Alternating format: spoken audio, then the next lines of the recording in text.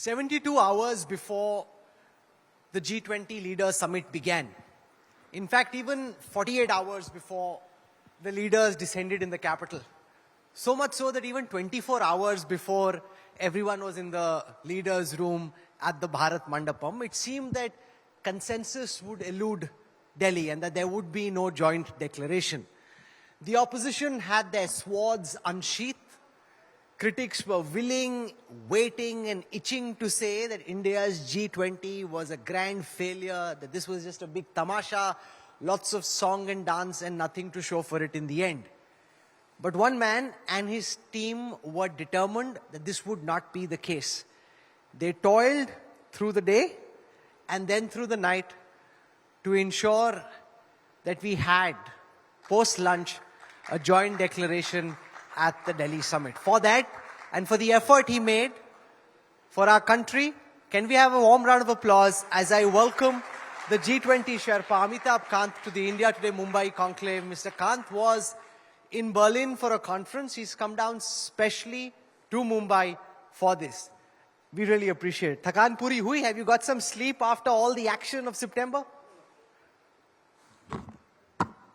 So Rahul, I've got plenty of sleep. You can grill me as much as you want. No issue. Did it feel to you at different times during the negotiations which were happening, interestingly in Nuh in Haryana, where there was all other stuff happening as well, that all that you toiled for 1 year may come to naught, that there may not be a joint declaration, and then your neck was on the chopping line, ki G20 Sherpa has failed us? So Rahul, let me first say that, the Prime Minister was the leader of G20, and he was very clear that it has to be a consensus-driven G20. We don't want a divided G20. We don't want to wreck G20. We don't want G20 to fail. And in multilateral negotiation, it's consensus which takes it forward. Now, there were several challenges. There were challenges on climate. There were challenges on energy. There was a huge challenge on geopolitical paras.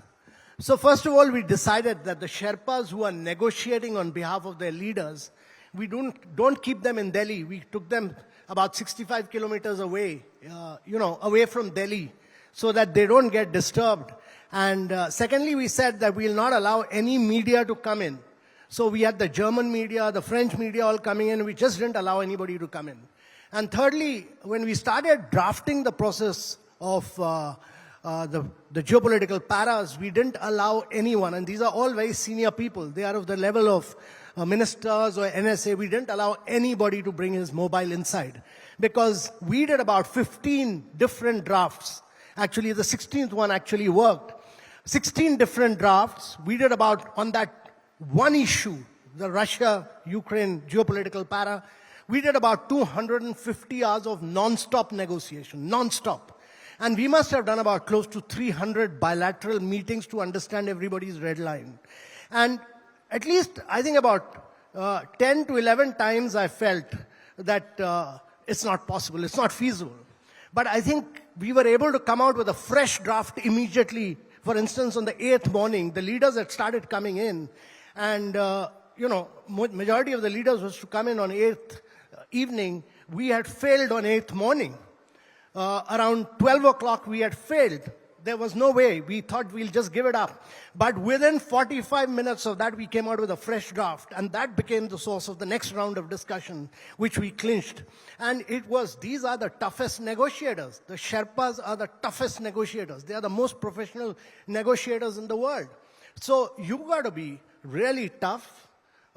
You've got to be really strong. You've got to be courageous. And I think because I was representing my leader, and my leader was the Prime Minister, his brief was that I must bring a consensus before him. So I had to be very bold, gutsy, and courageous there. And that came from the backing which the Prime Minister was giving to us, that go all out, take the risk, and get a consensus. So we took all possible risks. So we gave at about, on the 9th morning, 9 o'clock was the meeting, 8th, 12 o'clock, we called the final round of meeting, and we said, this is the final draft. This is take it or leave it. And this is the final draft. This, we feel, covers everybody's red line. This is the most balanced draft. It takes care of everybody's interest. And at that point of time, we merely said that we've taken care of everyone. But after doing that, we said that if anybody, no more discussions at Sherpa level. If any leader has a challenge, he can talk to my leader. And we finished off with that.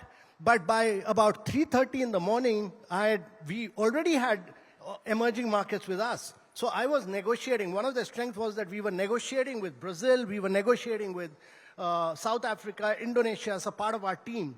And Mexico, Argentina, Saudi, Turkey all joined us. So that was a group of 8 emerging markets together. And then by morning, I had the consent of majority of the G7 nations.